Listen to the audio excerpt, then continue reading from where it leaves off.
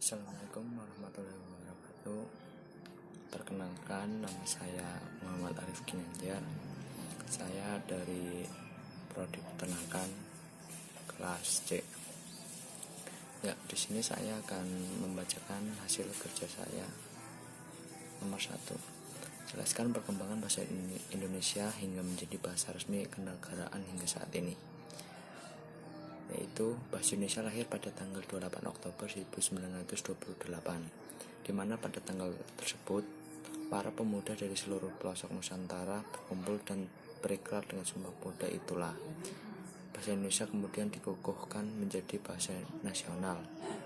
Sejarah bahasa Indonesia berawal dari bahasa Melayu yang disahkan menjadi bahasa persatuan ketika Sumpah Pemuda tahun 1928. Kemudian pada tanggal 17 Agustus 1945, bahasa Indonesia dikukuhkan sebagai bahasa negara yang memiliki kedudukan dan fungsi yang tinggi.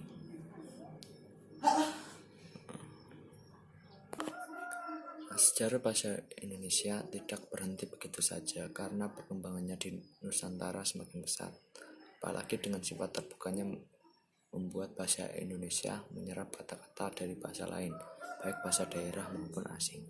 Bahasa Indonesia mengalami penyempurnaan dalam ejaannya. Nomor 2. Mengapa kita perlu mempelajari bahasa Indonesia pada program studi peternakan?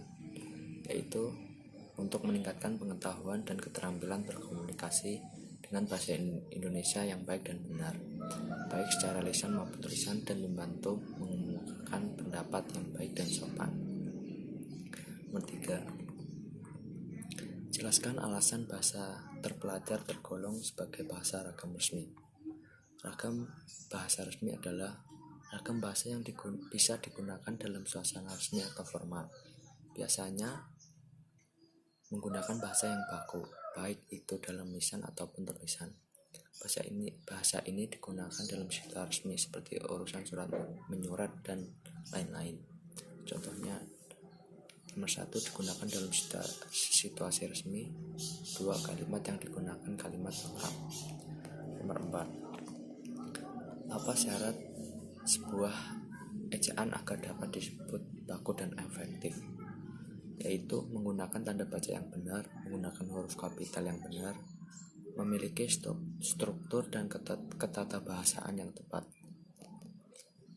dan gagasan padu dalam kalimat baku, hemat kata logis atau tidak ambigu, tidak bertele-tele, ejaan yang tepat, struktur yang paralel. Nomor 5, apa yang Anda ketahui tentang unsur sarapan dalam bahasa Indonesia? Sebutkan 5 unsur sarapan yang digunakan dalam bidang peternakan. Kata sarapan atau kata pinjam atau kata pungutan merupakan kata yang berasal dari bahasa asing yang telah diintegrasikan ke bentuk bahasa yang telah diterima pemakainya secara umum. Unsur sarapan ada 3, yaitu 1, adopsi atau sarapan utuh, 2, adaptasi atau sarapan sebagian, yang ketiga, terjemahan tryout atau uji coba. Yang keenam, sebutkan dan jelaskan pola kalimat sempurna atau utuh dalam bahasa Indonesia. Kalimat sempurna adalah kalimat yang setidaknya memiliki komponen yang menduduki fungsi SPOK, yaitu subjek, predikat, dan objek. Contohnya, Yusril bermain bola, yaitu kalimat tersebut memiliki 3 komponen, yaitu Yusril sebagai subjek, bermain sebagai predikat, dan bola sebagai objek. Jelaskan perbedaan bahasa lisan baku dan bahasa tulisan baku. Bahasa lisan baku adalah bahasa yang diungkapkan melalui media lisan terkait oleh ruang dan waktu, sehingga situasi pengungkapan dapat membantu pemahaman dalam penyampaian secara langsung. Bahasa tulisan baku adalah bahasa yang digunakan melalui media tulis, tidak terikat ruang dan waktu, sehingga diperlukan kelengkapan struktur sampai pada sasaran secara visual, atau bahasa yang dihasilkan dengan memanfaatkan tulisan dengan huruf sebagai unsur dasarnya. Nomor 8, jelaskan mengenai ketentuan kohesif dan koherensi dalam paragraf. Kohesi atau kesatuan. Kesatuan dalam sebuah paragraf akan terpenuhi apabila informasi-informasi dalam paragraf itu tetap dikendalikan oleh gagasan utama. Dalam paragraf ini mungkin terdapat beberapa gagasan tambahan, tetapi gagasan-gagasan itu tetap dikendalikan oleh gagasan utama. Sedangkan koherensi atau kepaduan, yaitu dalam sebuah paragraf akan terpenuhi apabila kalimat-kalimat yang menyusun paragraf itu terjalin secara logis dan gramatikal dan berkaitan satu sama lain untuk mendukung gagasan utama. Dengan demikian kalimat-kalimat di dalam sebuah paragraf itu terpadu, berkaitan satu sama lain.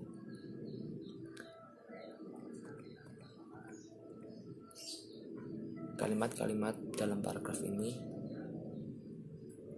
menggunakan kata kunci dan sinonim, pramina, kata transisi, dan struktur yang paralel. Nomor 9. Buatlah masing-masing satu contoh kalimat majemuk setara dan bertingkat.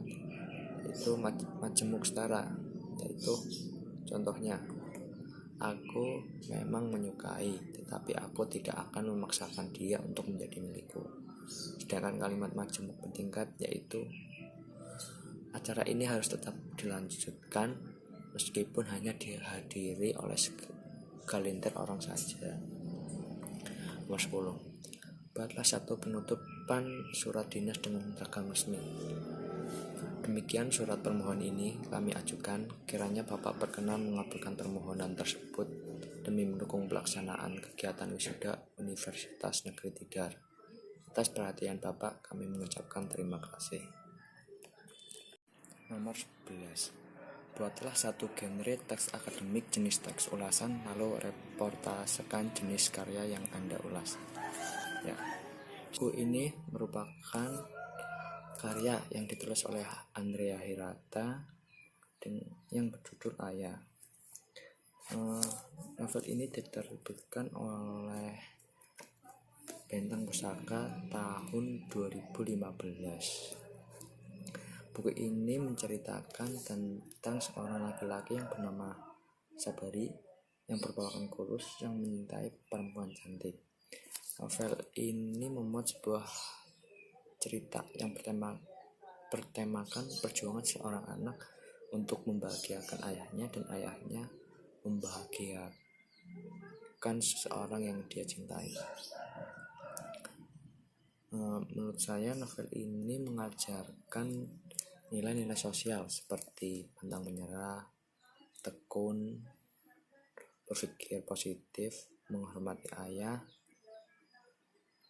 dan setia kawan yang mulai pudar di masa modern ini. Novel ini sangat cocok untuk dibaca semua usia, khususnya bagi para pemuda-pemudi yang ingin mendalami filsafat tentang cinta dan kehidupan dengan contoh nyata, karena kisah ini terinspirasi dari kisah nyata Andrea Hirata. Sekian dari saya, apabila banyak kesalahan dari tutur kata, saya mohon maaf. Wassalamualaikum warahmatullahi wabarakatuh.